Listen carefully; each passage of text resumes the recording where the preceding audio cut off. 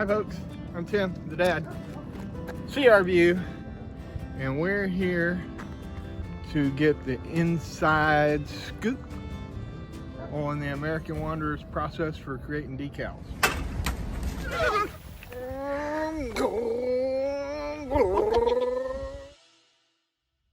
Full-time RV life with real full-time RV folks. What is that piece of equipment called? It's a vinyl cutter. And what I'm doing is going into the computer program where I've drawn it. And I'm getting ready to cut that part. And it's got proprietary software? No, actually there's a lot of science, well, it's proprietary to the sign making industry, not so much for the cutter. Ah, I see.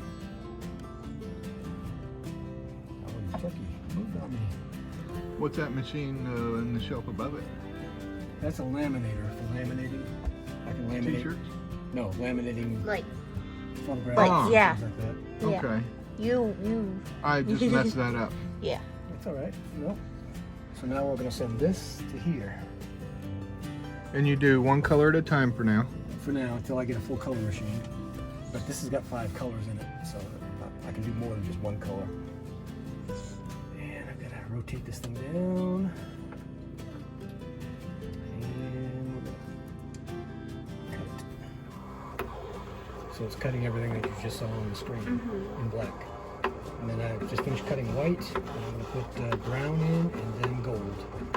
Then we've got red for the YouTube channel. Question for your viewers.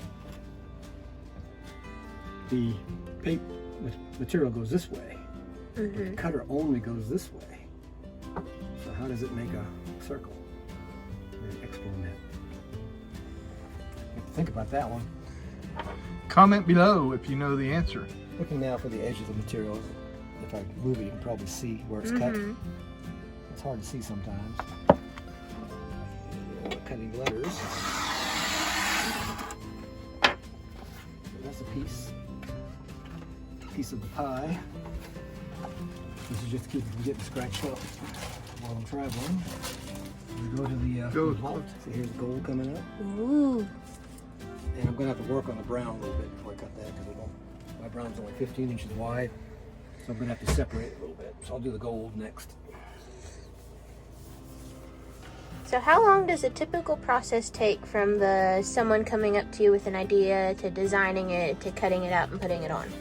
Well, design can take anywhere from an hour to 4 or 5 hours, depending on how complex it is. Then once I have it in the computer, then I have to separate per color.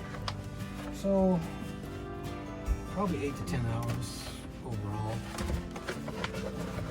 Now, if they already have their design, And it's not you too still busy. got to replicate it in the computer if they don't have an electronic copy, right? If they don't have an EPS or a PNG, yes, I'll have to re-digitize it. And the little blocks you see, alignment blocks, so I don't have to measure every line.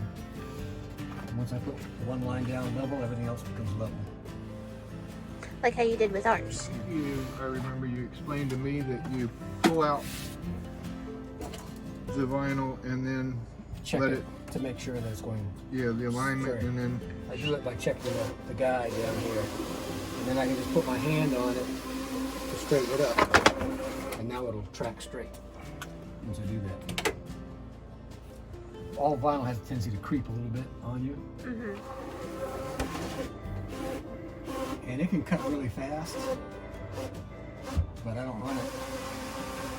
I don't run it at full speed because if something happens, it happens quick. That way you can stop it. And again, I'm just making sure it's tracking straight, which it is. So when you make signs, are they also vinyl, or do you do other materials? Mostly vinyl right now. I do wood, wood backings and aluminum and Corex and things like that for the backgrounds. All right, so we're ready to send that. And then when I'm done with it, I just put it back in its foam containers and slide it back in and close the door. Close the table. So this gold's gonna outline the letters. Correct. It'll be brown letters Right. with gold outline. Is that all the gold in one row? Yes. Mm-hmm. What I've done is called nesting, so I can cut it all on one sheet. Since that'll go on first, and then everything else going to it. The gold around the lettering will go first, but the banner, the brown will go down first. Because it's gold on top of brown. That has a brown Right, because outline. yeah. Plus the letters are cut out of the gold, which will show the brown background through. Instead of having 3 layers, you're going to have 2 layers. This is all what you think of before you start cutting. You know. Right. Because you don't want to cut things in the wrong order and Or make them too or big. install them on the wrong Right. sequence. Or cut it the wrong way, so it starts cutting way over here off the material. You know, then you got to start over again. And I also can do logos, license plates. I have a t-shirt machine. Do lamination, banners that roll up in banner material. I have my grommet machine here, so I make banners as I go. I do logo design, and if you wanted something, I can send it to you. You send me the information, I send you a proof, and then I can actually mail it to you. My furthest decal is going to Russia, so Wow. Nice. you can probably see that on here if you look. Yep. Get the angle right. See the lettering that's cut.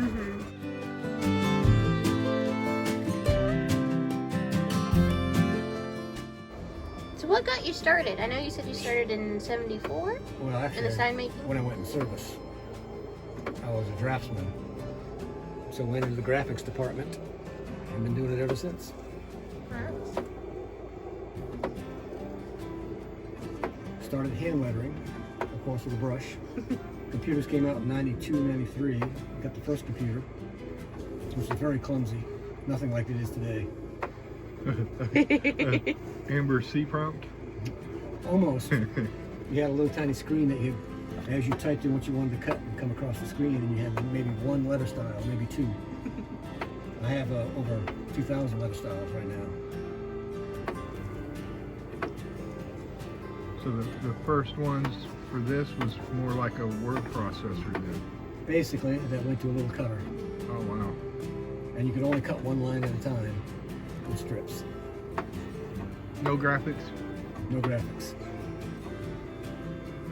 You know, just silhouette type graphics. Not even line art. Wow. Wow.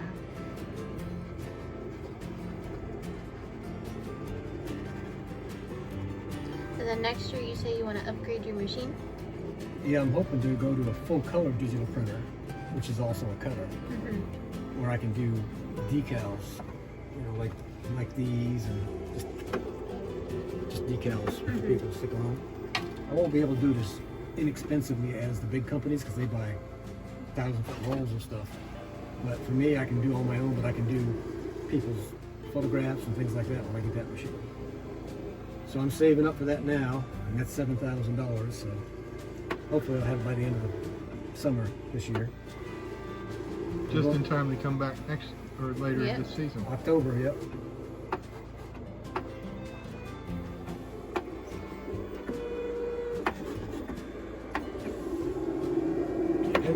Just like to see the edges. Yeah, there we go. And that will be the gold outline and the gold banner.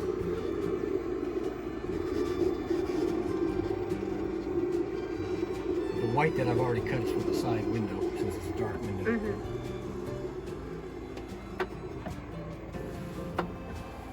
And other things you have to think about. These 2 O's overlap. So you have to go in and actually go in there and weld them together, or else you have 2 overlapping cuts, which doesn't look very good. Ah. So I went in and welded everything to make sure there was no, as you can see in here, they overlap. So you don't want one You wanna cutting on cut top of the one other out. one. Okay. Right. Right, so that gold is done. And then the next process is taking out everything you don't need, throwing that away, putting a cover sheet on, transfer material like this. That way you can pick the material up and stick it on wherever you want to go with it. And then you throw all this away. That's why vinyl lettering is so expensive, because of the materials. Yeah, There's a lot the of waste. materials.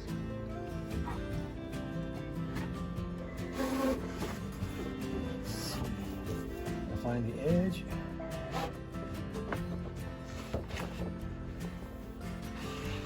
That's the final edge right there.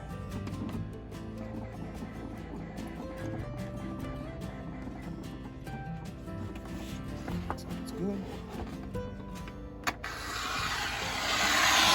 And the good thing about it is if I mess up one letter, I can just cut that letter and replace it.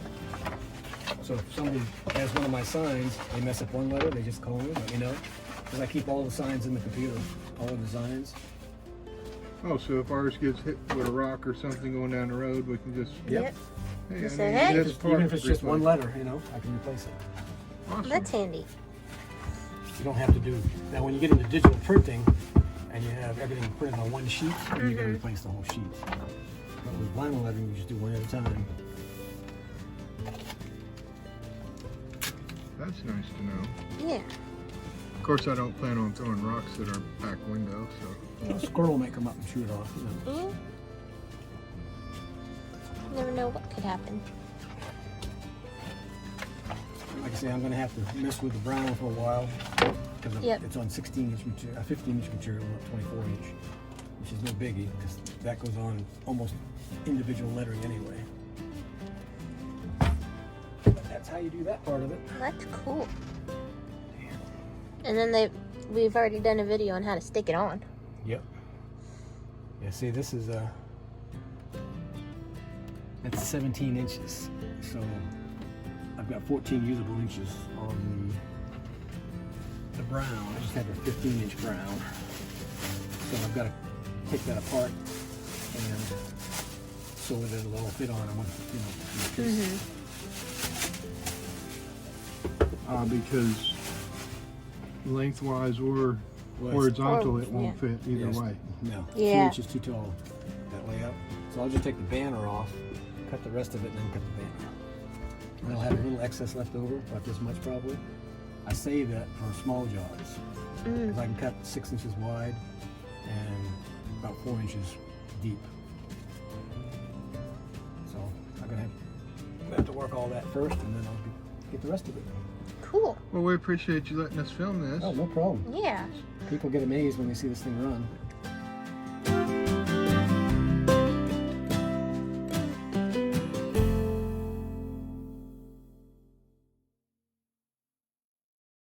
I guess. Thank you, guys. Bye. Bye. Bye.